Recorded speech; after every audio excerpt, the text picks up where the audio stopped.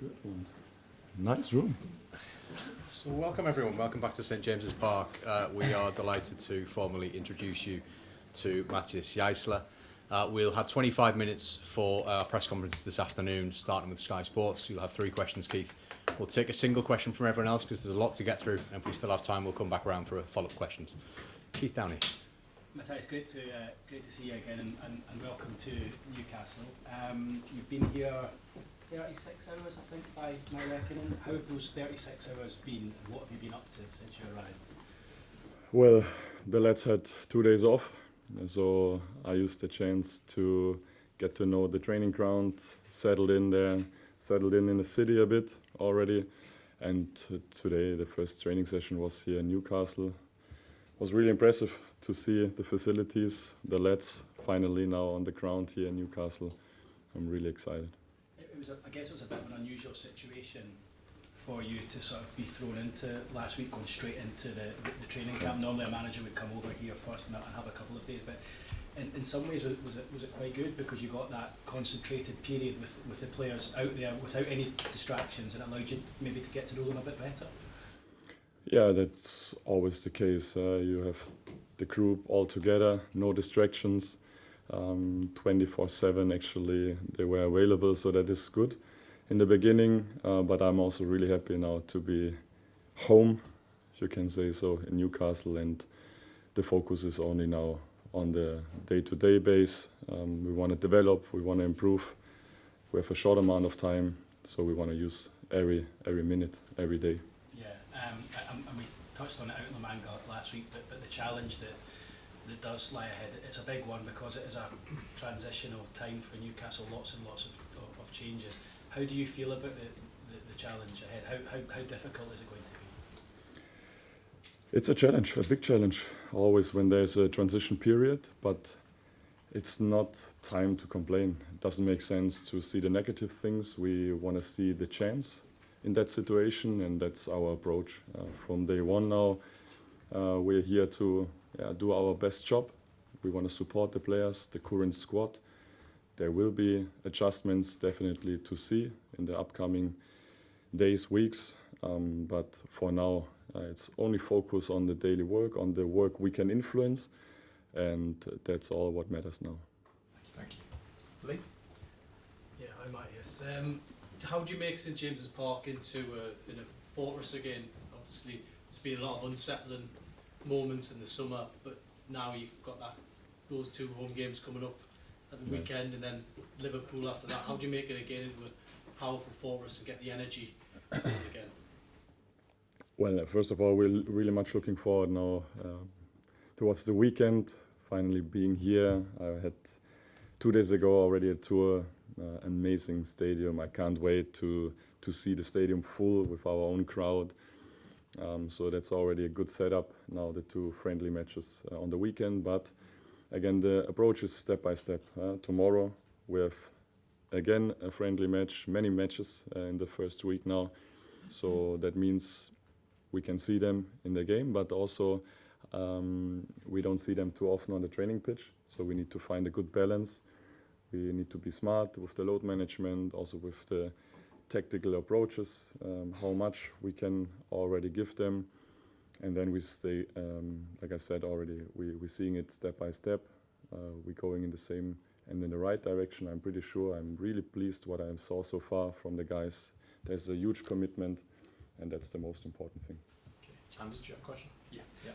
Matthias, I just wondered on St James's Park, what did you feel when you walked over the threshold for the first time here at the stadium? And the fans have already got a chant for you. I wondered if you'd heard it and what you made of it. Yeah, I had my spies already. They follow social media, so they gave me a hint that there's a special song already created. And the first feeling yesterday or 2 days ago when I entered the pitch here with my assistant coaches, we were just looking at each other, and that's with a big smile like I have right now. Goosebumps, just really special, and the guys here who were leading the tour, they just told me how it feels when the crowd is then there, and when we play hopefully also in the way they want to see us, with an intense football, with a vertical approach, aggressive, front-footed, then I think that's a great unit and a great synergy among the fans and the team. Thank you. I've got George, Louise, and then to Daniel, please. George? Hi, Matthias. It's early days, obviously, but what do you want your Newcastle United to represent? What do you want the team to look like, to feel like, to play like? I made already just now the phrase how Newcastle should play like. That's again front-footed, intense, aggressive, and of course also successful. That's in the end all about what I can say, and that's also why I'm sitting here, that the approach we have as a coaching team and the identity Newcastle United is staying for, it's so linked, so close together, which is a perfect fit in my eyes, and that's going to be exciting. Thank you. Louise? Hi, Matthias. You're just talking about being front foot, and you're obviously a big advocate of pressing, but how important is it for the team to also take care of the ball when they have got possession? Because last season their sort of struggles, sometimes control games, was caused perhaps the poor league position. And do you think that perhaps sometimes there was perhaps too much chaos, whereas a little bit more control in possession would be better? A nice analyze, by the way. I think football is really complex, right? It's not only out of possession, really intense, high press. At one point, why we're doing that? To have the ball also. We want to win the ball. And then you need to have solutions as well. And then you need to be smart. You need to have your identity, how we want to play. That's what I said, vertical, target-orientated. We want to score goals. But it also depends how the opponent is playing. This is always an adaptation as well. You need to be smart, what the opponent is giving you, and you need to use then their weaknesses and including using our strength. Thank you. Over to Daniel, Simon, and Ian, please. Daniel? Matthias, lovely to meet you. England manager Thomas Tuchel mentioned the connection between yourself and him when selecting Ivan Toney, the England World Cup squad. I just wondered about that connection with Thomas Tuchel. Firstly, what have you learned from him and his time in England, the successes he's had, but also how do you differ from him? Well, the connection is of course there, and it's been a long connection, as he was my coach when I was a youth player in Stuttgart, so quite an interesting story, and he was a part why I was developing quite good as a young kid. An amazing coach. I really admire him. I appreciate him a lot. What he did already and what he will do for sure also in the future, because he's a really special coach, a really good coach, and yeah, I'm looking forward to stay in touch with him, also getting a bit insights from him about the league. That's something I want to use for sure. Thanks, Daniel. Simon? Hello, Matthias. Obviously there's a lot to do, but because this is such a point of transition for the club, with a lot of big name players leaving as well, do you think that gives you a better opportunity to make it your team, your squad straight away? Yeah, again, if you see that as a chance, and we will do that, so then yes, of course, I would have loved to start from the beginning, being involved in everything, in all signings, being here for the first day, but this is something we cannot influence. Now we need to use every chance, every day in the best possible way to adapt, to improve, and this is a collective task. It's not only me, it's the whole staff, the whole club, I would say, and if we're all thriving in the same direction, then it's going to be successful. Okay, we've got Ian, Craig, and Dom, please. Hi there. You're too young to remember Kevin Keegan as a footballer, but he's as big a legend in Germany as he is here. What are your own opinion, your thoughts on Kevin Keegan? And obviously he died just a few weeks ago. Did it affect you at all? Yeah, I heard straight away, of course, about that, as he's such a legend, and I knew also straight away which impact he had on that club. I think that will be also now a special occasion against Liverpool. I heard already that there will be some special things planned, which will be emotional for sure. But I'm aware of that legacy. Thank you, Craig.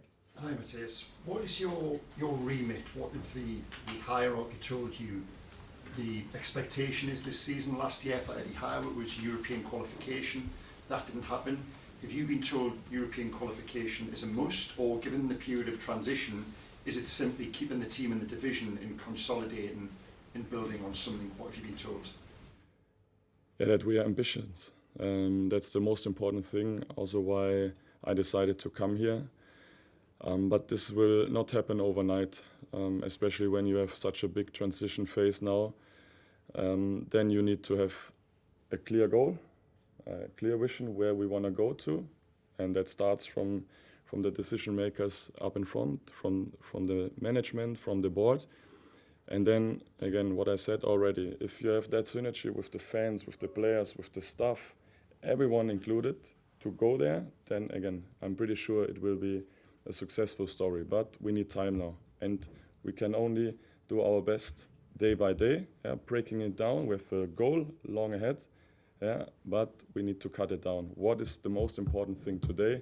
What is the most important thing tomorrow? And if we have that approach, I'm really optimistic that we're going in the right direction. Can I just ask what that goal is, the long-term goal? Again, what I said, ambitious. On that way, it's something you cannot plan in football. I'm long enough now in that industry that you can't not promise anything. And it makes no sense to promise you now anything because I don't know how the things look in a half a year or in 1 year. What we can control, we will control. And that's what I just described. Cutting the things down, the task on a daily basis, doing the best job, and then we go in the right direction. And that's going to be successful. Thank you. Go to Dominic, Charlie and Kieran, please. Hi Matthias. We saw in Valencia the lack of maybe senior options in the full-back positions. How did you assess that situation, the players you've got in those positions, and how important is it that you strengthen in those areas before the Liverpool game? Yeah, we are totally aware in the club, internally, which positions we might need to strengthen the squad. But this is nothing for here. For the press conference, we believe in the players we have now, and we had the chat after the match in Valencia where you were really happy that the young lads getting the chance. So that's also the approach from this club. Every minute they're getting, the better it is, right? Because then they can grow. But like I said in my first statement here already, there will be adjustments in the squad, but we still have time. Thank you. Charlie? Hello Matthias, welcome to Newcastle. Nick Vollemar had a mixed season, his first season at Newcastle. I'm just wondering what your plan is to get the best out of him. Does he fit your style of play? Yeah, I saw that, of course, also that he had a difficult period. And from the first day, we talked a lot. He should leave the past behind because it's something he cannot change. We're just looking forward. We find solutions. We do the best, not only with Nick, with all the other players as well, to improve them, to find positions where they feel comfortable, to work with the principles in our idea how we want to play football. And then there's the development to see. I'm really optimistic, but that counts not only for Nick, also for the other players. Thank you. Kieran? You're very animated and passionate on the touchline. How do you feel about coming up against managers in the Premier League and defending Newcastle on the touchline? Yeah, I will not change my style because that's my personality. On the touchline, I'm emotional, but I need to respect a bit more the box where I'm into. I'm a bit scared. I hope in the beginning the referees can close maybe here and there a little eye. I need to learn that. I had a long line, I would say, in Saudi Arabia, so I think the GPS was quite high when I would have one word. Thank you. We've got Scott, Mark and Martin, please. We know that Newcastle have lost some big players this summer, Matthias. They've also lost some big characters. How do you feel about the mix of the dressing room at the minute in terms of, do you have enough leadership in there? Do you have enough Premier League experience? Or is that something that ideally needs addressing between now and the end of the month? Yeah, obviously, in that transition phase, you know the players who left the club, they were great characters, great players, experienced players. And this is now a vacuum, you call it, right? Also in English. So, and then other players need to step in. Either you adjust something in the squad by signing these players, these profiles, or other players need to step up and refill these positions and these leadership roles. So I'm quite optimistic. You can work in both scenarios. My job is to do the best out of it. And again, without telling you now too much in the press conference, we are aware what we need in the squad. Everyone internally is aware of that, and yeah, we're working on solutions. Thanks, Scott. Mark? Just building on that one, do you think it will be a busy period in the transfer market between now and kind of September, or are you anticipating a lot of movement in and out, or do you think it'll be? I can honestly not interpret what is busy for you. Probably it's different busy towards what I think it's busy. No, it's a job from Ross and the management to find their solutions, to provide something, and we are all really optimistic, like I said. We have time. Now I'm here for 36 hours in Newcastle. I had a bit of time in La Manga already to get the lads better to know. We work on it. We work on it. That's all what I can say here in the press conference. Keep the optimism. Okay? Thank you. Martin? Matthias, how did Newcastle make their first contact with you, and what was your first reaction? Yeah, well, I received a call end of July when it was clear that most likely Eddie would quit. And obviously, if there's first of all a club reaching out from the Premier League, and then also a club like Newcastle with that special history, with that fan base, with that DNA, which is so linked to the idea how I want to play football, there was no doubt and no question marks to listen and to take that process further. Was your first reaction one of excitement? For sure, totally, with a big smile. Thanks, Martin. Gary? Hiya. Are you a fan of the song that the fans have sang, and having spent your first week with the players in La Manga, are you more confident now a week later than you were when you set foot in La Manga that you can bring the Boogie Nights back to Well, I try to avoid the social media. I heard it once, I was smiling, and my management, the guys around me, or the staff members, they said already they're looking forward to sit after a match in the bar and listen to the song. So let's see about that. But I'm really happy that the fans, they appreciate me already a lot. I have to say the welcome was unbelievable. I'm really grateful, not only from the players, also from the staff and the fans. When I was having a walk yesterday in the city, it was really giving me a nice feeling. Sean? Matthias, you've spoken about your influences, the likes of Thomas Tuchel, like you've worked with in the past. Have you reached out to them, or you plan to reach out to them to get an idea of the players from Newcastle that they've worked with? So obviously in England, the likes of Dan Burn, Team of Men who've worked with Thomas Tuchel, but then you're stuck on Nick Farmer has worked with Sebastian Hoeneß, who you've worked with as well. Are you trying to tap into their expertise, see if they can give you any sort of advice?